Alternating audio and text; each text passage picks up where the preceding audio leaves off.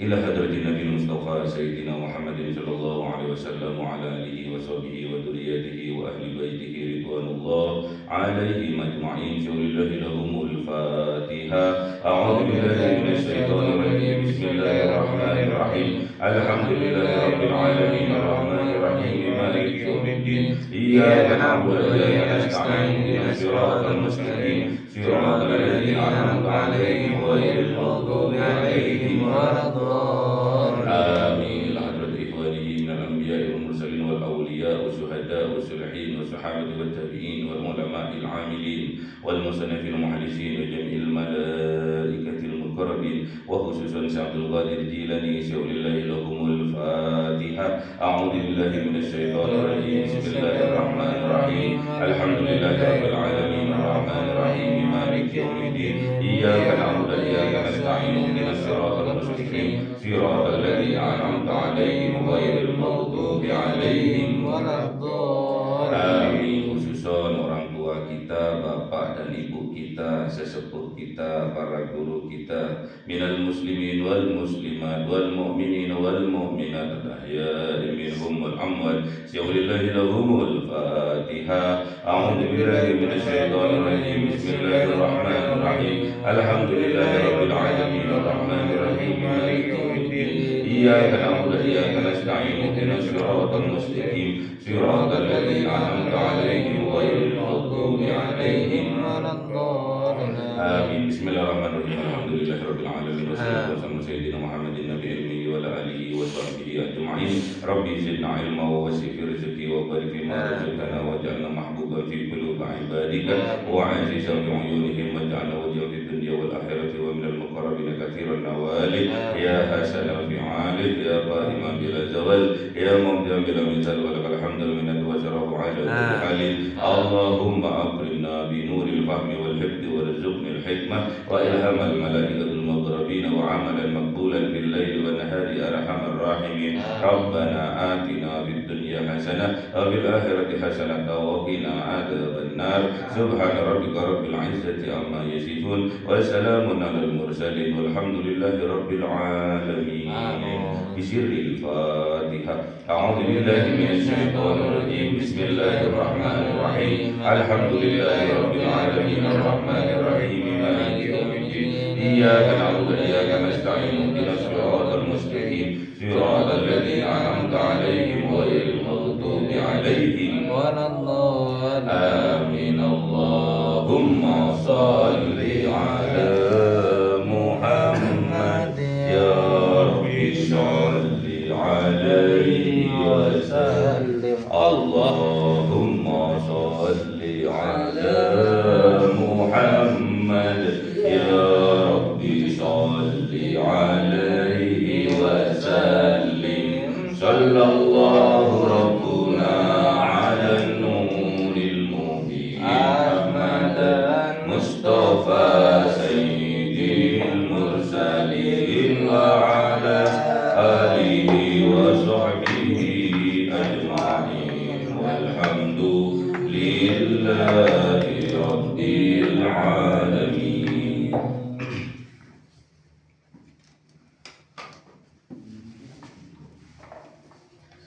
Kalamun qadimul la yumallu sama'uhu tanazzaha an qawli wa fi'li wa niyati bihi astaghfi min kulli da'i wa nuruhu dalilul liqalbi 'inda jahli wa hayrati fa ya rabbi mati'ani bi sirri hurufihi wa nawwir bihi sam'i wa qalbi wa mulati wa habli bihi fathan wa ilma wa hikmatan wa anis bihi ya rabbi وسلم كل يوم وليلة عاما به الرحمن يقبل توبتي وآلي وأصحابي كرام الأئمة بهم يغفر الغفار ذنبي وزلتي. أعوذ بالله من الشيطان الرجيم. بسم الله الرحمن الرحيم. Surah Ibrahim. أعوذ بالله من الشيطان الرجيم. بسم الله الرحمن الرحيم. ربنا اغفر لي ولوالدي وللمؤمنين يوم يقوم الحساب. صدق الله العظيم. أعوذ بالله من الشيطان الرجيم. بسم الله الرحمن الرحيم. ولا تحسبن الله غافلا عما يعمل الظالمون إنما يؤخرهم ليوم تشخص فيه الأبصار مهطعين مقنعي رؤوسهم لا يرتد إليهم طرفهم وأفئدتهم هواء. صدق الله العظيم. بسم الله الرحمن الرحيم. وأنذر الناس يوم يأتيهم العذاب فيقول الذين ظلموا ربنا أخرنا إلى أجل قريب نجيب دعوتك ونتبع الرسل أولم تكونوا أقسمتم من قبل ما لكم من زوال. صدق الله العظيم. أعوذ بالله من الشيطان الرجيم. بسم الله الرحمن الرحيم. وسكنتم في مساكن الذين ظلموا أنفسهم وتبين لكم كيف فعلنا بهم وضربنا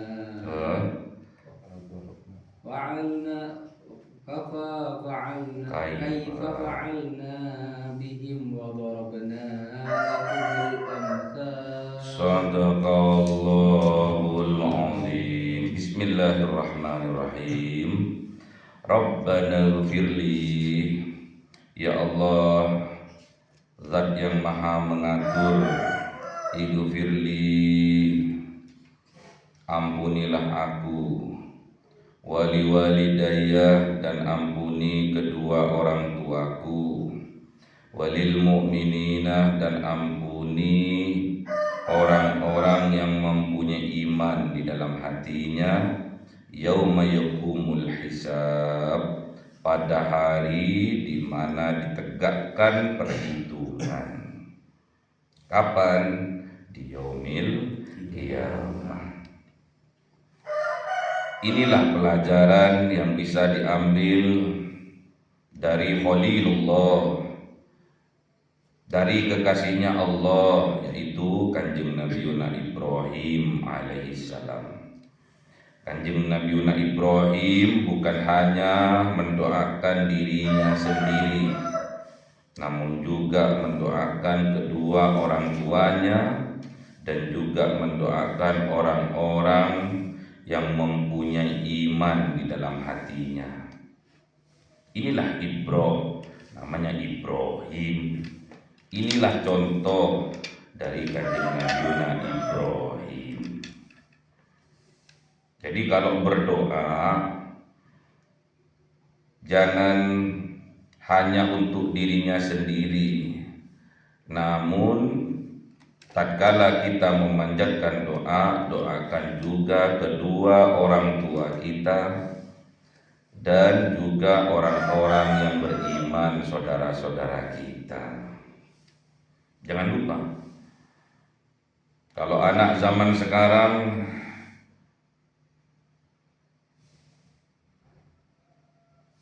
egois,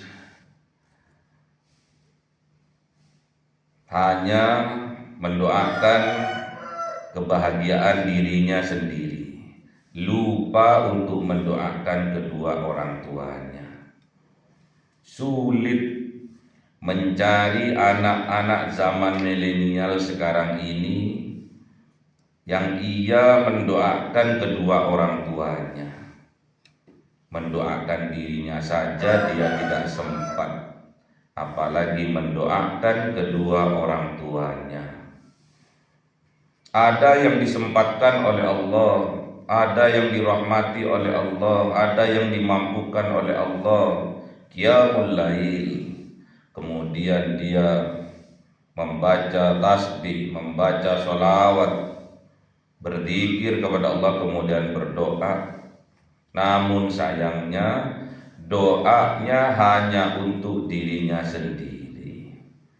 Doanya minta dilancarkan rezeki, doanya minta dinaikkan pangkat dan jabatannya, doanya hanya ingin supaya dirinya tambah pintar, doanya hanya untuk minta ampunan untuk dirinya sendiri. Namun dia lupa untuk mendoakan kedua orang tuanya.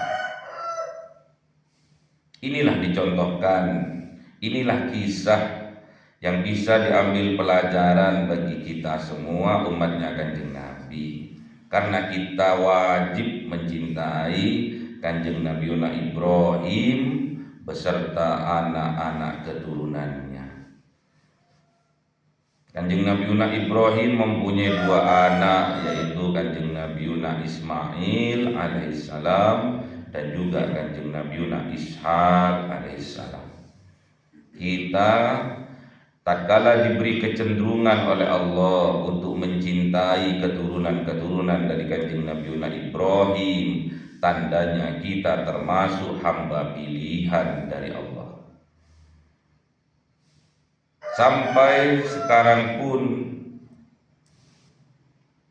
keturunan Kanjeng Nabiullah Ibrahim, jalur dari Kanjeng Nabiullah Ismail, yaitu Kanjeng Nabiullah Muhammad sallallahu alaihi wasallam beserta keturunan-keturunannya, beserta anak cucunya yang melewati Sayyidatuna Fatimah. Kita wajib mencintainya, kita wajib mentaatinya.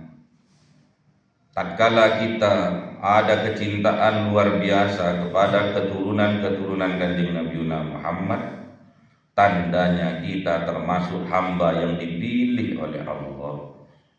Makanya jangan jauh-jauh dari ulama-ulamanya Allah, terutama ulama-ulamanya Allah yang sanad keilmuannya nyambung kepada Rasulullah, apalagi nasabnya nyambung kepada Rasulullah. Jangan jauh-jauh dari ulama-ulama. Berarti tandanya kita termasuk hamba yang dipilih oleh Allah, harus wajib kita syukuri. Jarang di tempat-tempat lainnya, di sekolah-sekolah lainnya, di tempat lembaga pendidikan umum terutama, jarang diajarkan untuk mendoakan kedua orang tuanya, jarang diajarkan doa untuk mendoakan saudara-saudara seiman, seislam, jarang. Kecuali itu semua kita dapatkan di pondok pesantren. Diajarkan mulai dari beristighfar, astaghfirullahaladzim li wali walidayya, itu memohon ampun untuk dirinya dan kedua orang tuanya. Astaghfirullahaladzim li ustadi, itu diajarkan untuk memintakan ampun untuk para guru-gurunya. Astaghfirullahaladzim lil muslimin wal muslimat. Itu diajarkan untuk memintakan ampun orang-orang Islam saudara-saudaranya. Astaghfirullahaladzim lil mu'minin wal mu'minat. Itu diajarkan untuk memintakan ampun untuk saudara-saudaranya seiman. Jarang ditemui. Hal ini ditemui di pondok pesantren. Makanya tatkala kita digiring oleh Allah untuk dekat kepada ulama-ulamanya Allah, bisa masuk ke dalam pondok pesantren, termasuk kita itu hamba yang dipilih oleh Allah. Wala tahsabanallah, dan ingat bahwa Allah dan tidak, jangan sampai kalian mengira bahwa Allah ghafilan, lalai, enteng, lupa amma ya'malu dhalimun, terhadap atas apa-apa ya'malu yang dilakukan adh-dhalimuna oleh orang-orang yang zalim. Innama, sesungguhnya hanyalah yu'akhiruhum, Allah mengakhirkan mereka, menunda mereka, liyaumin, pada suatu hari, tashkhasu, terbelalak, mendelik, fihi, di dalam hari itu. Apanya yang terbelalak, apanya yang mendelik, absaru, pandangannya. Jadi nanti tatkala hari kiamat datang, mendelik mata-matanya mereka, pandangan-pandangannya mereka mendelik, kaget mereka, karena sudah tidak ada lagi waktu untuk bertobat, sudah tidak ada lagi waktu untuk minta ampun kepada Allah, sudah tidak ada lagi, mendelik mereka. Kapan itu terjadi? Tatkala seseorang sudah mencapai ajalnya, mendelik mereka, takut mereka, ditampakkan oleh Allah azab-azab yang akan dia lalui di neraka. Muhti'ina, bersegera mereka untuk memenuhi panggilannya Allah. Tatkala ajal sudah datang, bersegera mereka, gak bisa nolak mereka. Mukni'i, menengadah, diangkat kepala mereka, ru'usihim, kepala-kepala mereka, mendongakkan ke atas, ru'usihim, kepala-kepala mereka, la yartaddu, dan tidak berkedip, ilaihim, atas mereka, torfuhum, mata-mata mereka. Namanya mendelik yang gak berkedip, kaget mereka, sudah tidak ada waktu lagi. Dan yang teramat disesali oleh mereka, wa afdaluhum hawaun, dan hati fuad mereka hawa, kosong dari keimanan. Gak ada yang bisa diharapkan, gak ada yang bisa membantu, tidak ada yang bisa menolong kecuali amal-amal mereka. Amal-amal mereka semua dilandasi oleh keimanan, sedangkan hati mereka kosong dari keimanan. Na'udzubillah. Wa andirin nas, dan peringatkan ya Muhammad kepada semua manusia, yaumah, bahwa suatu hari, ya'tihim, akan datang kepada mereka, al-adab, azabnya Allah, siksanya Allah. Suruh peringatkan bahwa di yaumil kiamah nanti, terutama kiamat sughra, kiamat kematian diri kita sendiri, jangan sampai mati kita terbelalak, mendelik karena melihat azabnya Allah. Fayaqulul ladzina zalamu, maka berkata orang-orang yang zalamu, yang zalim mereka, yang mendolimi diri mereka sendiri dan juga mendolimi orang lain. Apa kata mereka? Rabbana, ya Allah yang maha mengatur kami, akhirna, tundalah bagi kami, akhirkan bagi kami ila ajalin qarib, atas ajal, atas waktu yang terbatas, yang dekat.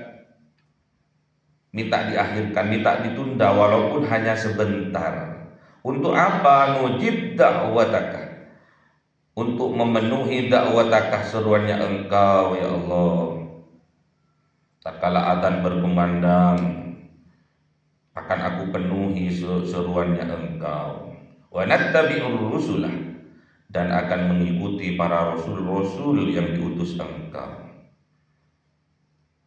Pasti ini akan didoakan oleh orang-orang yang zalim, yang sudah waktunya mereka kembali, gak mau kembali, dicabut dengan paksa oleh malaikat Israil.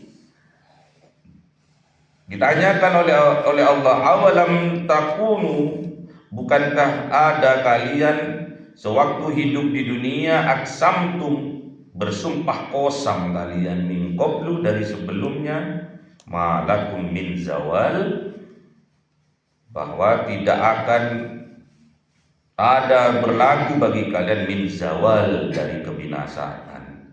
Katanya kalian gak bisa mati, katanya kalian bisa hidup selamanya.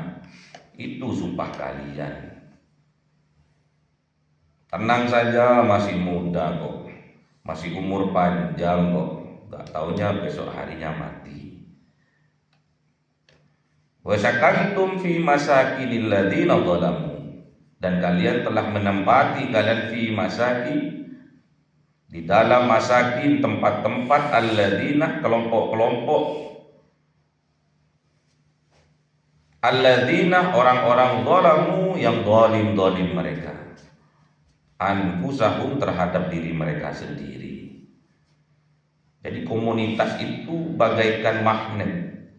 Apabila satu orang yang mempunyai jiwa zalim di dalam hatinya, akan menarik magnet yang zalim dari orang-orang lainnya.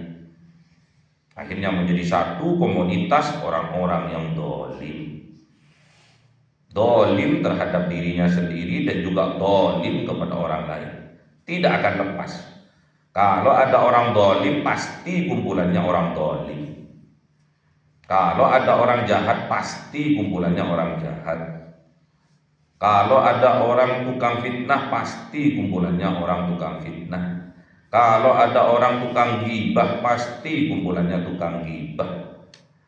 Kalau ada orang tajassus, mengorek-ngorek kejelekan orang lain, pasti kumpulannya tajassus, mengorek-ngorek kejelekan orang lain.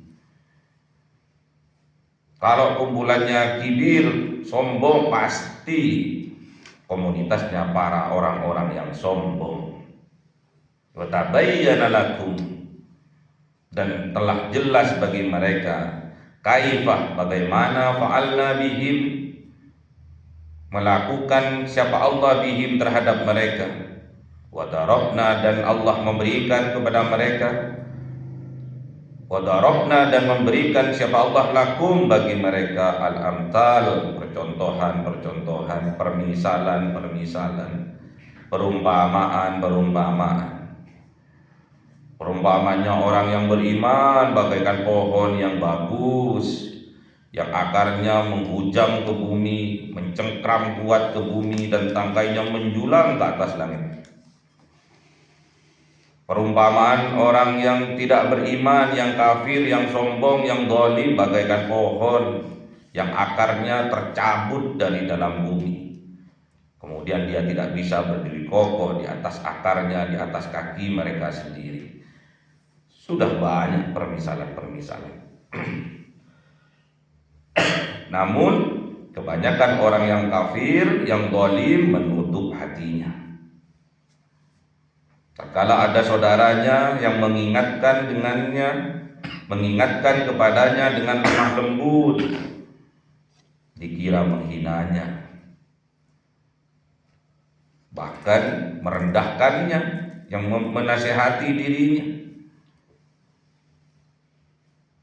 nyuruh menasihati tentang sholat, lakon sholat kok tetap kiri, lakon sholat kok tetap miskin, aku nggak sholat sugih, aku nggak sholat kaya, kamu sholatnya berarti nggak genah, nggak usah sholat. Kamu berdagang jujur, kapan mau kayanya? Dicemooh, direndahkan, dihinakan. Itulah ciri-cirinya orang yang sombong. Al-kibru batarul haq wa ghamdun nas. Orang yang sombong itu menutup hatinya dari petunjuk-petunjuknya Allah dan merendahkan, menghinakan orang yang menasihati dirinya. Hati-hati, jangan sampai ada jiwa-jiwa sombong di dalam hati kita yang menutup, menjadi hijab atas datangnya petunjuk dari Allah. Kiainya miskin, kiainya gak sugih, datang menasihati, datang berceramah. Lu Ustadz, lu kiai, gak usah ceramain aku dong, ceramain dirimu sendiri, kok masih kiri, kok masih miskin. Na'udzubillah ya. Hati-hati, jangan sampai di dalam jiwa kita terdapat jiwa-jiwa sombong yang menutup mata hati kita. Makanya dijadikan contoh sejarah, cerita, kisah dari Kanjeng Nabi Ibrahim sebagai ibroh, sebagai orang tua yang memberi contoh terhadap anak-anaknya. Sebelum dia menyuruh anak-anaknya untuk sholat, dirinya terlebih dahulu sholat. Sebelum menyuruh, dia telah melakukannya.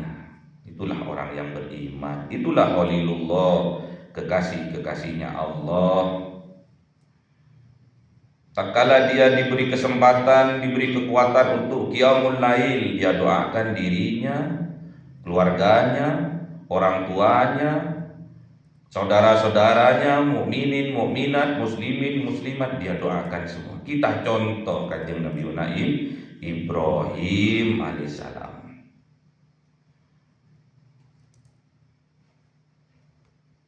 Karena kita mahalul khata' wa nisyan, tempatnya salah dan lupa. Makanya kita beristighfar. Tiap saat beristighfar, tiap waktu beristighfar. Kanjeng Nabi Muhammad setiap hari beristighfar minimal 70 sampai 100 kali dengan membaca Sayyidul Istighfar. 100 kali, 70 kali minimal dalam riwayat, sedangkan kita kadang lupa. Tatkala kita astaghfirullahaladzim li wa li walidayya, kadang kita tidur. Astaghfirullahaladzim li abi wal ummi, tidur. Kapan sempat? Kapan nyambungnya? Kapan getarannya? Sampai mengguncang arasnya Allah. Jangan lupa orang tua. Kalau orang tua kita masih hidup, bahagiakan mereka. Kalau orang tua kita sudah meninggal dunia, kita berbuat amal soleh, kita berinfak sedekah, kita minta kepada Allah agar amal soleh, infak sedekah kita, amal jariah kita diberikan kepada orang tua kita. Itulah kewajiban anak bagi orang tua. Ingat, doanya orang tua kepada anak-anaknya seperti doanya Kanjeng Nabi kepada umatnya. Doaul walid liwalidayhi ka doaun nabi li ummati. Ingat, doanya orang tua, doanya bapaknya, doanya ibunya kepada anak-anaknya seperti doanya nabi-nabi kepada umatnya. Makanya jangan sekali-sekali membuat hati orang tua kita menjadi sakit.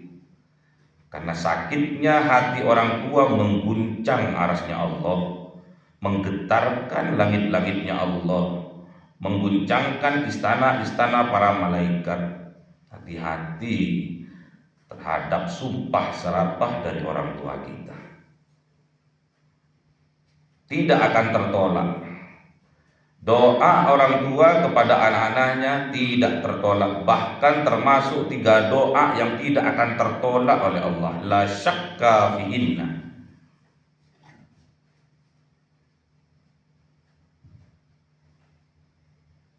Talatu da'watin mustajabatun la syakka fihinna.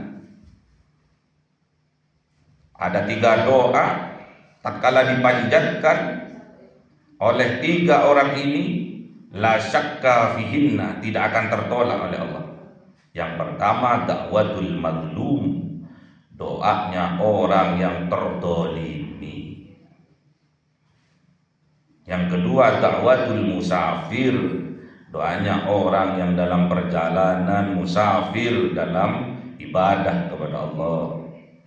Dan yang ketiga, da'watul walidi ala waladi, doanya kedua orang tua kepada anak-anaknya, la syakka fihinna, tidak akan tertolak oleh Allah Subhanahu wa ta'ala. Makanya hati-hati, jangan sampai kita menyakiti, membuat nangis kedua orang tua kita, terutama membuat nangis, membuat sedih ibu kita.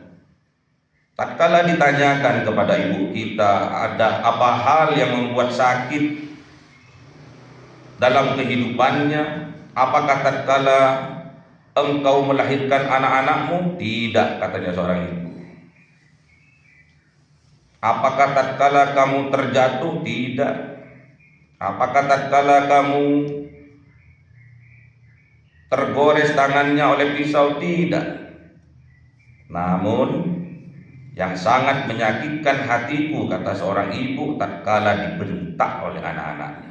Na'udzubillah. Itu akan mengguncang arasnya Allah. Itu akan mengguncang hatinya yang nyambung kepada arasnya Allah. Akan mengguncang alam malakut, alam-alamnya para malaikat. Hati-hati. Jangan sampai karena kesombongan diberi nikmat oleh Allah namun dijadikan wasilah sombong sehingga menutup mata hatinya. Apa yang mau kita banggakan? Orang tua itu tatkala melihat anaknya sukses sudah luar biasa bahagianya. Melihat tok sudah bahagia mereka. Apalagi sampai kita memberi suatu hadiah kepada kedua orang tua kita. Hati-hati. Melihat anaknya sukses sudah bahagia mereka.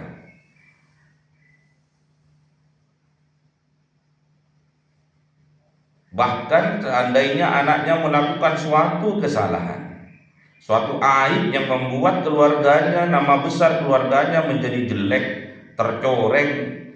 Seandainya perbuatan kelakuan anaknya diserupakan dengan tai, dengan kotoran, orang tua itu sanggup untuk memakan kotoran anaknya. Kotoran-kotoran yang disebabkan oleh perbuatan buruk anak-anaknya. Kalau itu sebuah aib dan aib itu diserupakan kotoran, dan orang tua itu pasti sanggup untuk memakannya agar anaknya tidak tercoreng nama baiknya. Itulah orang tua. Orang tua itu tidak mengharapkan apa-apa. Melihat anaknya sukses sudah kebahagiaan yang luar biasa bagi kedua orang tua. Makanya jangan pernah menyakiti hati kedua orang tua. Bahagiakan mereka, berbaktilah kepada kedua orang tua. Ibnul bar la yadkhulun nar. Anak yang berbakti kepada kedua orang tuanya, walaupun dia jahat, walaupun dia zalim, walaupun dia korupsi, walaupun dia membunuh orang, la yadkhulun nar, tidak akan dimasukkan neraka oleh Allah Subhanahu wa taala. Syaratnya berbakti kepada kedua orang tuanya. Ibnul bar la yadkhulun nar. Anak yang berbakti kepada kedua orang tuanya walaupun dia penjahat, walaupun dia pecandu narkoba, masih diberikan jalan keluar oleh Allah sehingga dia tidak dimasukkan neraka oleh Allah. Masih ingat ceritanya seorang pemuda di zamannya Kanjeng Nabi Musa alaihissalam. Suatu saat Kanjeng Nabi Musa kalamullah bercakap-cakap dengan Allah. Iseng-iseng Kanjeng Nabi Musa bertanya kepada Allah, "Ya Rabb, arini rofiki fil jannah." Ya Tuhanku, tolong dong beritahu aku, tampakkan kepadaku, perlihatkan kepadaku siapa yang akan menjadi tetanggaku besok di surga. Kemudian dijawab oleh Allah bahwa yang akan menjadi tetangganya kelak di surga selevel setingkat dengan dirinya adalah seorang pemuda yang berdagang di pasar. Kemudian dicari oleh Kanjeng Nabi Musa, ketemu di pasar. Jauh, perjalanan jauh. Setelah diperhatikan oleh Kanjeng Nabi Musa, ternyata pemuda ini yang sedang berdagang daging ini curang dalam timbangan. Kemudian dagingnya juga daging gelonggongan yang dikasih air di dalamnya. Jadi curang pokoknya dalam timbangan. Loh, kaget Kanjeng Nabi Musa, kok ada seorang pemuda yang berdagang dengan curang menjadi tetanggaku kelak di surga. Nanya Kanjeng Nabi Musa kepada malaikat Jibril, "Wahai malaikat Jibril, apa anak ini, apa pemuda ini yang kelak akan menjadi tetanggaku di surga?" "Iya." Loh, heran Kanjeng Nabi Musa. Didekati oleh Kanjeng Nabi Musa, "Wahai pemuda, aku ini seorang musafir, boleh aku bermalam di tempatmu?" "Oh boleh," katanya pemuda ini. Diajaklah, setelah tutup semua, diajaklah ke rumahnya. Ternyata rumahnya reot, rumahnya gede, mau rubuh rumahnya. Sampai di rumahnya didudukkan ini Kanjeng Nabi Musa oleh pemuda ini di teras rumahnya, karena kalau masuk ke rumahnya takut kejatuhan bangunannya. Setelah diberi sup, diberi susu, ditinggal minta izin pemuda ini. "Wahai Syekh," katanya, kan nggak tahu kalau Kanjeng Nabi Musa ini nabi. "Syekh, tak tinggal sebentar ya." "Oh ya, aku ada yang mau aku kerjakan di dalam, sebentar saja." Kemudian diinceng oleh Kanjeng Nabi Musa itu apa yang dilakukan pemuda ini. Ternyata pemuda ini ngambil keranjang besar di bawah dipannya. Di bawah ranjangnya ditarik, ada keranjang besar, ditarik. Ternyata di dalam ada seseorang, ternyata ibunya. Ibunya sedang kena stroke, gak bisa ngapa-ngapain. Kemudian ibunya dilap, disekoh, dimandiin lah. Setelah dibedain, digantikan bajunya semua, kemudian disuapi sup juga, sama seperti yang disuguhkan kepada Kanjeng Nabi Musa. Kemudian diciumi ibunya. Setiap diciumi ibunya, dipegang pipi ibunya yang sudah keriput. Apa yang keluar dari lesan dari seorang ibu? Berdoa, dan doanya cuma satu itu aja. "Allahumma ja'al waladi hada rafiqi Musa fil jannah." Ya Allah, jadikan anakku ini menjadi tetangganya Kanjeng Nabi Musa besok di dalam surga. Doanya cuma satu. Ya, masih sebentar ya, saya masih ada tamu. Pokoknya doanya gitu, "Allahumma ja'al waladi hada rafiqi Musa fil jannah." Iya sambil nangis. Dimasukkan lagi ke dalam keranjang, terus didorong di bawah dipan. Kaget Kanjeng Nabi Musa dengan doa dari seorang ibu itu. Kemudian setelah pemuda ini keluar ke teras, ditanya oleh Kanjeng Nabi Musa. Padahal Kanjeng Nabi Musa tahu Kalau itu adalah seorang ibu. Wahai pemuda, apa itu yang di keranjang itu tadi? Oh, yang di keranjang itu adalah ibuku. Loh, ngapain ibunya kok ditaruh di keranjang? Kemudian dimasukkan di bawah dipan. Karena tempat teraman itu ya di bawah dipan. Karena rumahku mau reot, mau rubuh. Jadi ibumu, iya. Kamu mandikan tiap hari? Iya, pagi sore. Aku suapi, aku sekok, aku mandikan, aku bedain, aku ganti bajunya, kemudian aku ciumi pipinya, kemudian aku suapi, dan setiap selesai disuapi, ibu saya berdoa kepada Allah. Apa doanya? Allahumma ja'al waladi hada rafiqi Musa fil jannah. Bergetar langsung hatinya Kanjeng Nabi Musa, redek langsung. Doanya seperti itu. Iya, nggak ada lagi. Buku orang bodoh, nggak pernah mondok kok, nggak pernah belajar kitab, nggak pernah ngaji kok. Cuma doanya seperti itu. Ya Allah, jadikan anakku ini menjadi tetangganya Kanjeng Nabi Musa kelak di dalam surga. Nangis Kanjeng Nabi Musa, nangis sejadi-jadinya. Kemudian pemuda ini heran, Syekh, kenapa engkau menangis? Kemudian Kanjeng Nabi Musa berkata, Ana Musa, Rafiqu kafil jannah. Akulah Kanjeng Nabi Musa yang akan menjadi tetanggamu kelak di surga. Akhirnya pemuda ini juga nangis, meluk Kanjeng Nabi Musa. Kemudian berjanji untuk mengikuti Kanjeng Nabi Musa, menjadi santrinya Kanjeng Nabi Musa, belajar mengaji kepada Kanjeng Nabi Musa, kemudian taubatan nasuha. Inilah kisah yang bisa diambil pelajaran bahwasanya senakal-nakalnya anak, tatkala dia tetap berbakti kepada kedua orang tuanya, dicarikan jalan oleh Allah untuk bisa bertaubat kepadanya. Dicarikan jalan oleh Allah untuk bisa bertemu dengan guru ruhaninya, guru hatinya, guru mursyidnya yang akan membimbingnya ke jalannya Allah.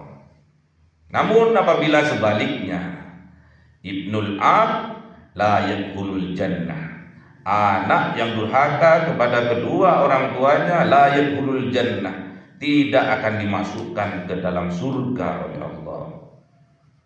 Dan dikhawatirkan matinya mati dalam keadaan su'ul khotimah. Na'udzubillah. Makanya anak yang durhaka kepada orang tuanya selama di dunia tidak akan pernah bahagia, apalagi kelak di yaumil qiyamah tidak akan dimasukkan ke dalam surga, melainkan dimasukkan ke dalam neraka jahanam oleh Allah. Na'udzubillah. Semoga Allah memberikan kekuatan kepada kita, memberi rahmat kepada kita anak-anak yang dapat berbakti kepada kedua orang tuanya. Dikelompokkan oleh Allah, digabungkan oleh Allah kepada komunitas-komunitas yang berbakti kepada kedua orang tuanya. Amin. Allahumma arhamna bil Qur'an waj'alhu lana imaman wa nuran wa hudan wa rahmah. Allahumma dzakkirna